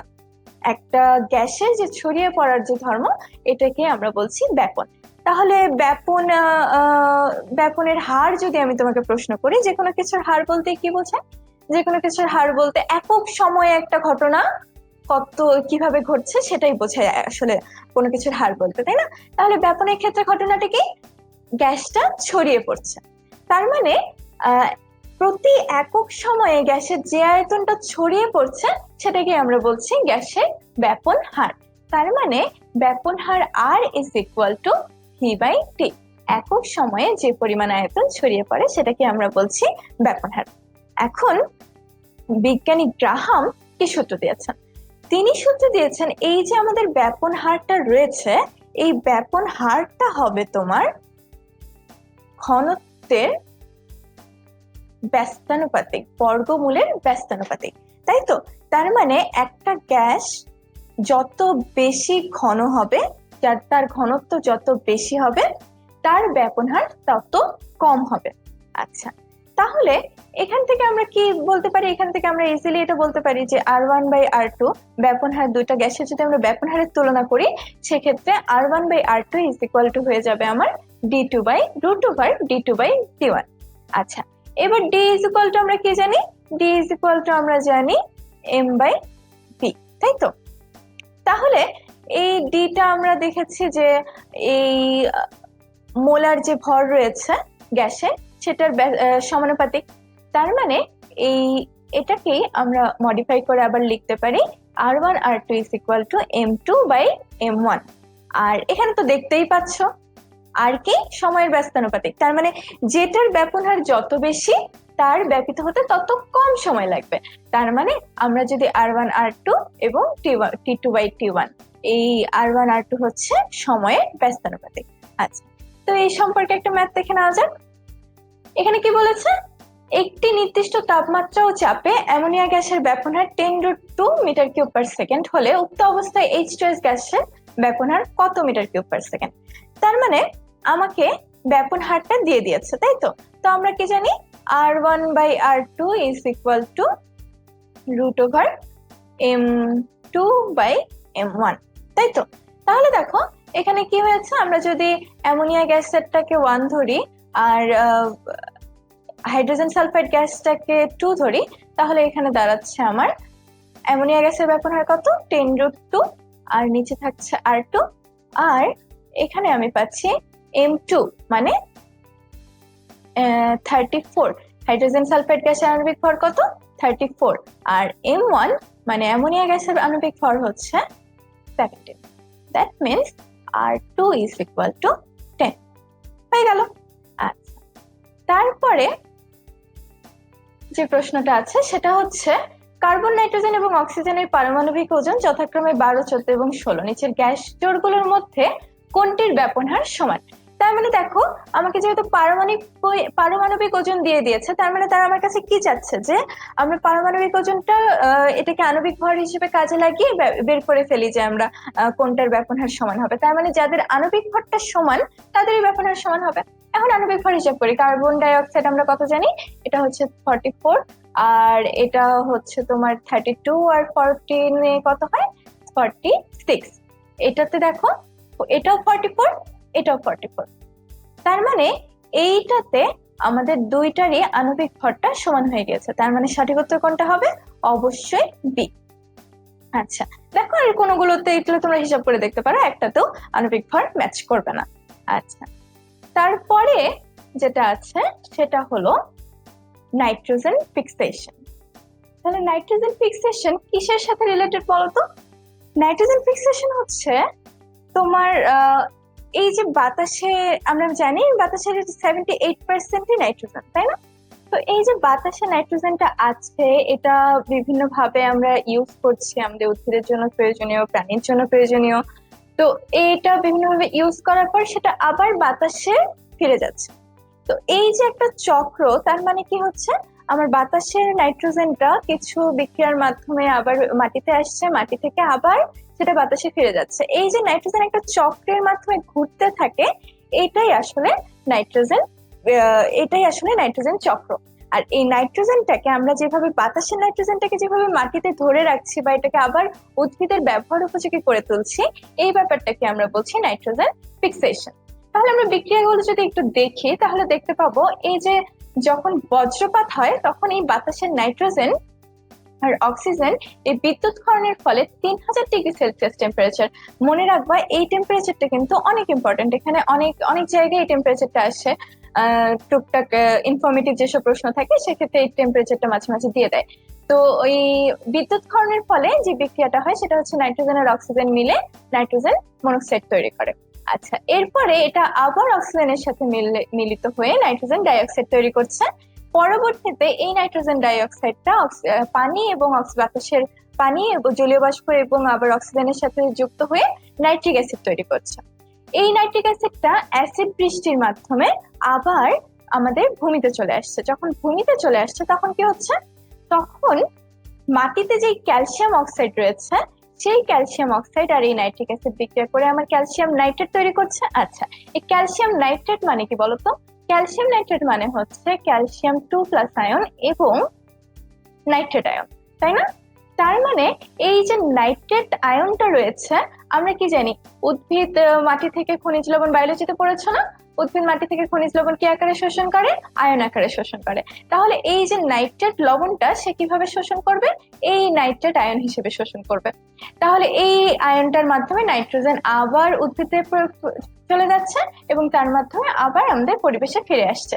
সিমিলার সিমিলার কেস, এই একই রকম বিক্রিয়া আমাদের ক্যালসিয়াম কার্বনেটের ক্ষেত্রে আমরা দেখি। ক্যালসিয়াম কার্বনেট কি? চুনাপাথর, আমরা সবাই জানি। তো এই চুনাপাথরের সাথে নাইট্রিক অ্যাসিড বিক্রিয়া করে একই রকম নাইট্রেট লবণ উৎপন্ন করে এবং এটাই উদ্ভিদ শোষণ করে বেঁচে থাকে। আচ্ছা, তো এখান থেকে এটা কেন পড়ালাম? এখান থেকে কি প্রশ্ন হয়? হ্যাঁ, যেহেতু ঢাকা ইউনিভার্সিটি এখন রিটেন প্রশ্নে গিয়েছে, সেক্ষেত্রে এরকম এই জিনিসগুলো আমাদের এইচএসসি এর ক্ষেত্রে ইম্পর্টেন্ট ছিল। এরকম বিক্রিয়া, নাইট্রোজেন ফিক্সেশনের কিছু বিক্রিয়া আসতো এবং এই জিনিসগুলো তোমার ঢাকা ইউনিভার্সিটি অ্যাডমিশন ক্ষেত্রে, রিটেনের ক্ষেত্রে কিন্তু আসতে পারে। আচ্ছা, এবং এমসিকিউ মাঝে মাঝে টুকটাক প্রশ্ন দিয়েই দেয়। শুরু করতে যাচ্ছি, সেটা হচ্ছে সিএফসি, ক্লোরোফ্লোরোকার্বন, তাই না? আমরা সবাই জানি। তো এই ক্লোরোফ্লোরোকার্বন বা সিএফসি প্রকাশের দুই ধরনের নিয়ম আছে। একটা হচ্ছে আমরা সিএফসি কে কিভাবে প্রকাশ করতে পারি? সিএফসি কে প্রকাশ করতে পারি এই সিএফসি দিয়ে একটা নাম্বারের সাহায্যে। আরেকটা হচ্ছে সিএফসি ডিরেক্ট সংকেত দিয়ে। তাহলে দুই ধরনের নিয়মই আমরা শিখবো। তো এই সিএফসি যদি এরকম একটা সংখ্যা দেওয়া থাকে, তাহলে আমরা এটার অরিজিনাল সংকেত কিভাবে খুঁজে পাবো? অরিজিনাল সংকেত খুঁজে পাওয়ার জন্য আমাদের যেটা করতে হবে সেটা হচ্ছে এর সাথে, এই সংখ্যাটার সাথে আমরা 90 প্লাস করব। 90 প্লাস করে যে সংখ্যাটা আমরা পাচ্ছি, দেখো এখানে আমরা সিএফসি 114 দিয়েছি, তাহলে এখানে আমরা যে সংখ্যাটা পাচ্ছি 90 প্লাস করে সেটা হচ্ছে 204। মনে রাখবে এই 204 সংখ্যাটি নির্দেশ করে CHF। এটাকে সংক্ষেপে কি বলা যায়? শেফ, তাই না? তো আমরা শেফ দিয়ে মনে রাখতে পারি যে সিএফসি নাম্বারটার সাথে যদি আমরা 90 প্লাস করি তাহলে আমরা একটা শেফ পাই। এই শেফ আমাদের কি নির্দেশ করে? এই শেফ আমাদের নির্দেশ করে C for carbon, H for hydrogen এবং F ফর ফ্লোরিন। তার মানে প্রথম যে নাম্বারটা রয়েছে 2, সেটা নির্দেশ করে অণুটাতে কার্বনের সংখ্যা। সেকেন্ড যে নাম্বারটা রয়েছে 0, এটা নির্দেশ করে অণুটাতে হাইড্রোজেনের সংখ্যা এবং লাস্ট নাম্বারটা নির্দেশ করে ফ্লোরিনের সংখ্যা। তার মানে এখানে আমার কি দাঁড়াবে বলো? এখানে দাঁড়াচ্ছে আমার C2F4, এই পর্যন্ত আমরা পেয়ে গেলাম।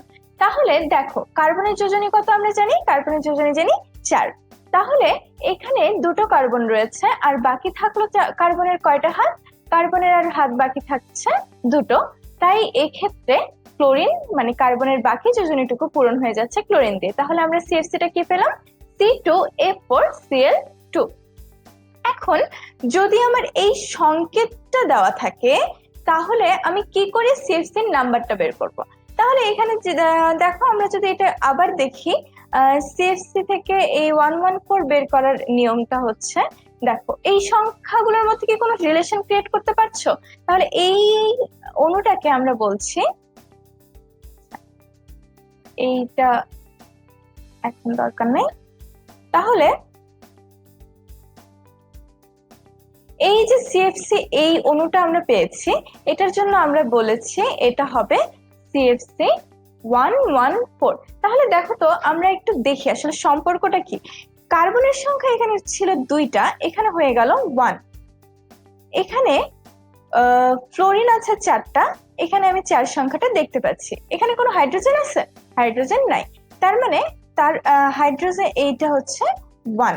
তাহলে কি দাঁড়াচ্ছে, আমার যে কার্বনের সংখ্যাটা এই যে এক্স মানে প্রথম যে নাম্বারটা আমার 1, সেটা কি এক্স। এক্সটা কি, এক্স হচ্ছে কার্বনের সংখ্যা যেটা আমার ছিল অণুতে, সেখান থেকে আমি একটা নাম্বার কমাই দিলাম, মানে সি এর নাম্বার -1। ওয়াই কি, ওয়াই হলো হাইড্রোজেনের সংখ্যা, হাইড্রোজেনের সংখ্যা এখানে কত, 0। তাহলে হাইড্রোজেনের সংখ্যার সাথে আমরা একটা প্লাস করে দিলাম, তার মানে হাইড্রোজেনের সংখ্যা +1। আর জেড হচ্ছে আমার ফ্লোরিনের সংখ্যা। তাহলে এভাবে আমরা সিএফসি XYZ অর্থাৎ সিএফসি একটা অণুর সংকেত থেকে সিএফসি নাম্বারটা পেয়ে যাচ্ছি। আরেকটা সহজ উপায় আছে, দেখো আমরা কি শিখলাম একটু আগে যে CHF মানে এই যে শেফ যে সূত্রটা শিখলাম সিএফসি CHF। তার মানে এখানে আমরা কি পেলাম, এইটার জন্য কার্বনের সংখ্যা 2, হাইড্রোজেনের অণু নাই, আর ফ্লোরিন আছে 4টা। এখন এখান থেকে যদি আমি 90 মাইনাস করি তাহলে আমি 114 পেয়ে যাচ্ছি না? এটা অনেক ইজিলি হয়ে যাচ্ছে। আমার কোনটার সংখ্যা, অনেক সময় এটা পেঁচিয়ে যায় যে কার্বনের সংখ্যার সাথে -1 করব না হাইড্রোজেন সংখ্যার সাথে +1 করব নাকি ফ্লোরিন কি করব, এগুলা অনেক প্যাঁচায়, আমার নিজেরই অনেক প্যাঁচাতো।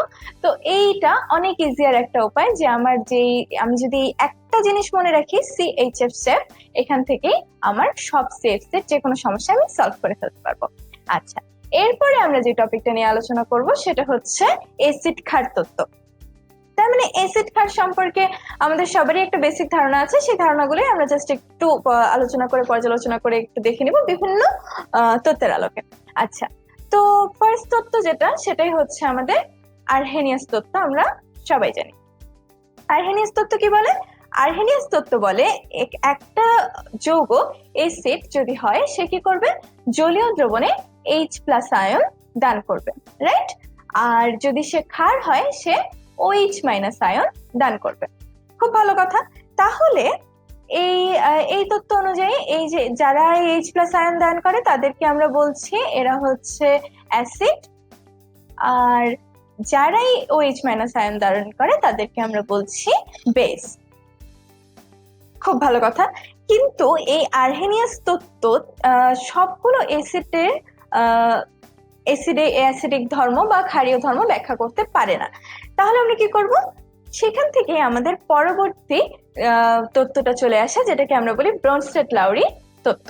আচ্ছা, আর্হেনিয়াস তাহলে কোনটার জলীয় অ্যাসিডিক বা ক্ষারীয় ধর্ম ব্যাখ্যা করতে পারছে না? এরকম একটা উদাহরণ যদি আমরা দেখি, ধরো অ্যামোনিয়া।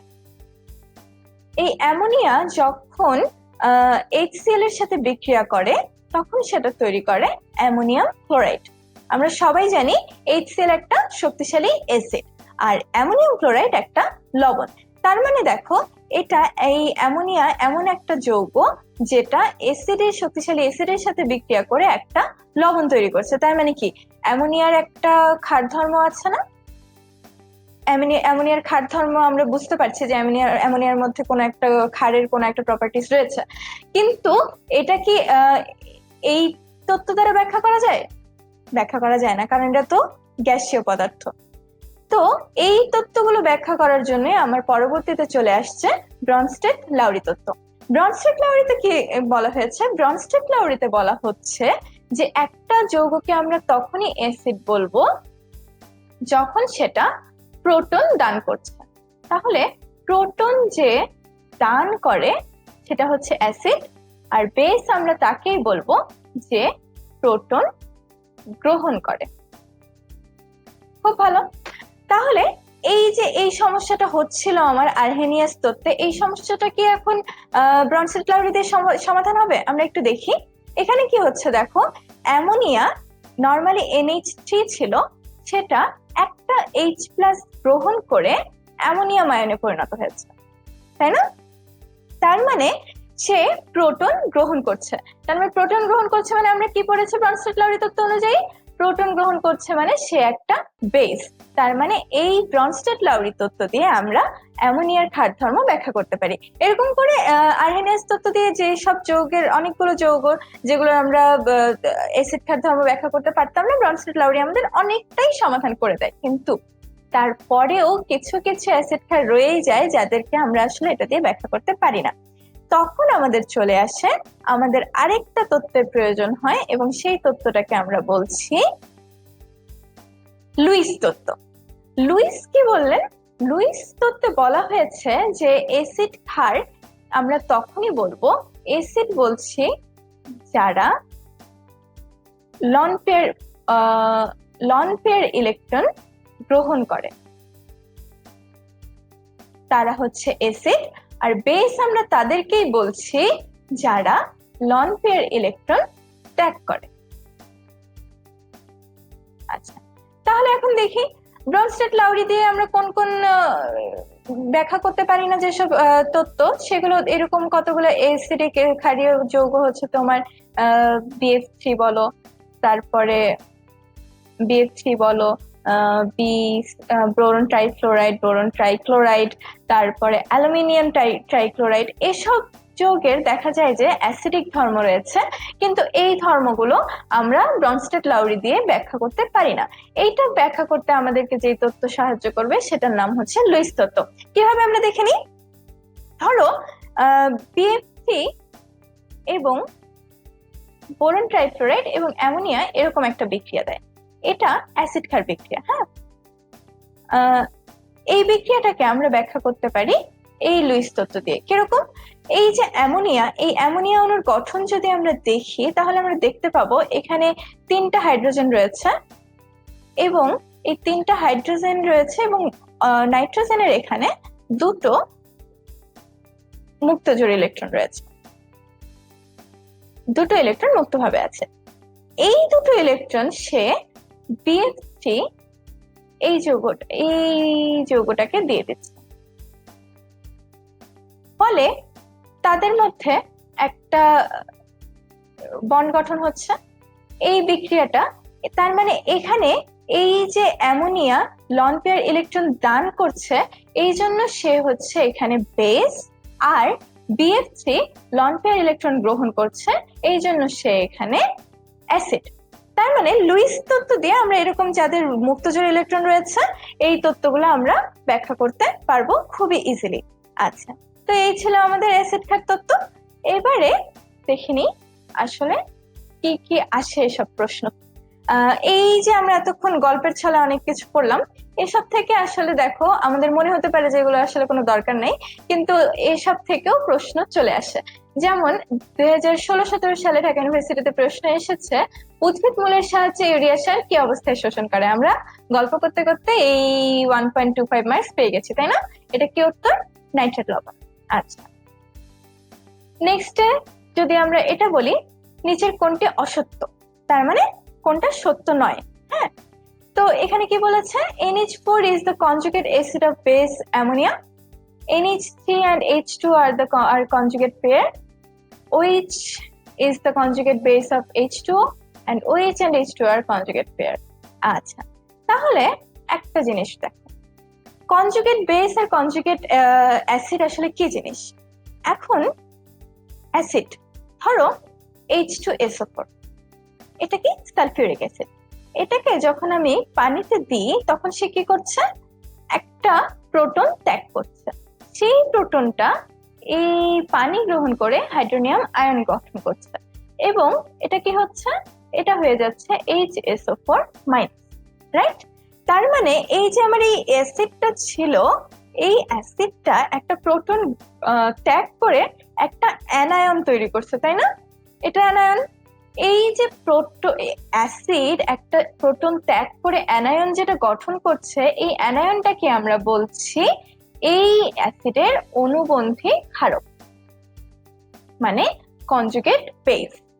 আচ্ছা, নেক্সট তাহলে কনজুগেট অ্যাসিড কি? কনজুগেট অ্যাসিড হচ্ছে ক্ষারটা একটা প্রোটন গ্রহণ করে যে আয়নটা গঠন করছে সেটা। যেমন এই যে NH3, একটু আগে যে উদাহরণটা আমরা দেখলাম, NH3 কি করে, H+, এটা যদি আমি HCl এর সাথে বিক্রিয়া দিই তাহলে কি করে, সে H+ গঠন করে একটা অ্যামোনিয়াম আয়ন গঠন করে আর একটা ক্লোরাইড আয়ন গঠন করে। তাহলে এই যে প্রোটন গ্রহণ করার ফলে, এটা ছিল বেস প্রোটন গ্রহণ করার ফলে একটা ক্যাটায়ন সৃষ্টি করছে। এই ক্যাটায়নটাকে আমরা বলতেছি ওই বেসটার কনজুগেট অ্যাসিড। এবারে যদি প্রশ্নটা দেখে নাও, তাহলে প্রশ্নটাতে কি বলেছে, কোনটা NH4 is the conjugate acid of base NH3, এটা আমরা এখনই দেখলাম। NH3 is the conjugate acid of base NH3. NH3 and H2 are conjugate pair. দেখো দেখি, NH3 এর সাথে কি NH3 যদি H+ আয়ন গঠন করে তাহলে কি কোনোভাবে সে H2 তৈরি করে না। তার মানে এইটা হলো ভুল এবং এটাই হবে আমাদের উত্তর। বাকি অপশনগুলো যদি আমরা দেখি, OH is the conjugate base of H2, এটাও ঠিক আছে।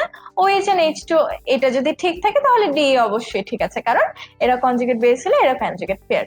আচ্ছা, তাহলে এবার দেখো বিওডি এবং সিওডি নির্ণয়। তো বিওডি সিওডি কি জিনিস?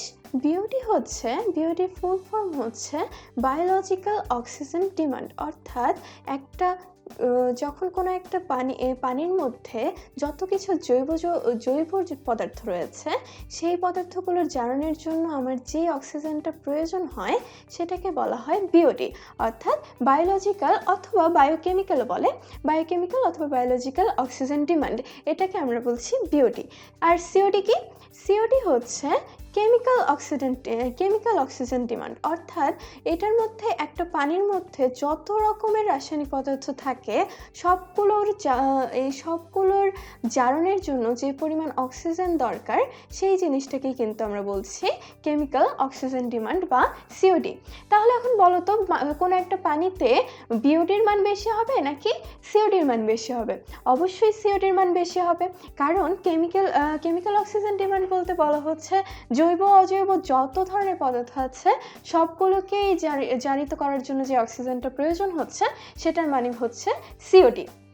তাহলে একটা পানিতে যখন অক্সিজেনের পরিমাণ আরও অক্সিজেনের ডিমান্ডটা বেশি হচ্ছে, অর্থাৎ বিওডি এবং সিওডির মান যখন বেশি হয়, তাহলে বুঝতেই পারছো যে ওই পানিটার কোয়ালিটি আসলে খুব একটা ভালো না, কারণ সেখানে অক্সিজেনের ঘাটতি রয়েছে। এখন অক্সিজেনের যদি ঘাটতি থাকে, তাহলে ধরো কোনো একটা পুকুরের পানিতে যদি বা জলাশয়ের পানিতে যদি অক্সিজেনের ডিমান্ড বেশি থাকে, তাহলে কিন্তু সেই পানিটাকে আমরা ভালো পানি বলছি না।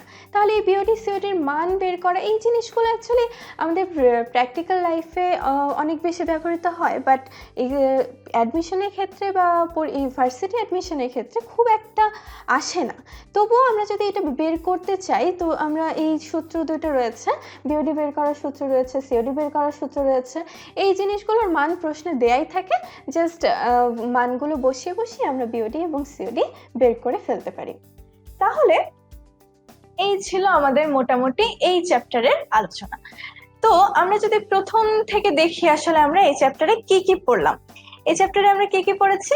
একদম শুরুতে আমরা পড়েছি গ্যাসের সূত্র, তারপরে পড়লাম আংশিক চাপ এবং ব্যাপন, এবং পরবর্তীতে পড়লাম বিভিন্ন রকম কিছু তত্ত্ব, বিক্রিয়া টিক্রিয়া। আচ্ছা, এখন আমাকে বলো, এই অধ্যায়টা যখন আমরা খুলে বসি পড়তে, তখন কিন্তু অনেক কিছু চলে আসে, তাই না? যে আমরা কি আজকের ক্লাসে সবকিছু পড়েছি? আসলে সবকিছু আমরা পড়ি নাই, কারণ সবকিছু আসলে পড়ার দরকারও হয় না। সবকিছু থেকে তোমার প্রশ্ন আসবে না, যেই জায়গাগুলো থেকে প্রশ্ন আসে আমরা সেই জায়গাগুলোই অ্যাকচুয়ালি পড়ছি। তো আমরা দেখতে মোস্ট ইম্পর্টেন্ট জায়গাগুলো আমরা যদি দেখি, তোমরা যদি বিগত বছরের প্রশ্ন ব্যাংক বা বিগত বছরের প্রশ্নগুলো ভালো করে লক্ষ্য করো, তাহলে দেখবা এই টপিকগুলো থেকে মোটামুটি ঢাকা ভার্সিটিতে প্রশ্ন আসে থাকে। এই প্রশ্নগুলো টপিকগুলো কি কি আমরা পড়লাম? গ্যাসের সূত্র, পড়েছি, আংশিক চাপ পড়েছি, তারপরে আর থাকছে তোমার অ্যাসিড খাত তত্ত্ব, মানে বিভিন্ন তত্ত্বগুলো আর কি। তো এই ঢাকা ভার্সিটি প্রিপারেশন নেওয়ার ক্ষেত্রে সবকিছু ভালো পড়ার চেয়ে ইম্পর্টেন্ট হচ্ছে একটা চ্যাপ্টার যখন পড়ছো সেটাকে কাজে লাগিয়ে পড়া। তো আমি চাইবো আজকের ক্লাসটা শেষ করে তোমরা এই চ্যাপ্টার থেকে কোশ্চেন গুলো অ্যানালিসিস করো, এবং সেই কোশ্চেন অ্যানালাইসিস করার পর যেই যেই টপিক থেকে তোমার মনে হচ্ছে যে এই টপিকগুলো ভার্সিটিতে বারবার রিপিট করছে, এই টপিকগুলো থেকে তুমি ভালো করে প্র্যাকটিস করো। এবং আশা করছি এই চ্যাপ্টার থেকে, এই ক্লাসটার পরে তোমরা এই চ্যাপ্টার থেকে আসা কোশ্চেন গুলো সুন্দরভাবে অ্যান্সার করতে পারবে। তো এরকম একটা আশা নিয়ে আজকে ক্লাস শেষ করছি। Thank you all and advanced welcome to day you.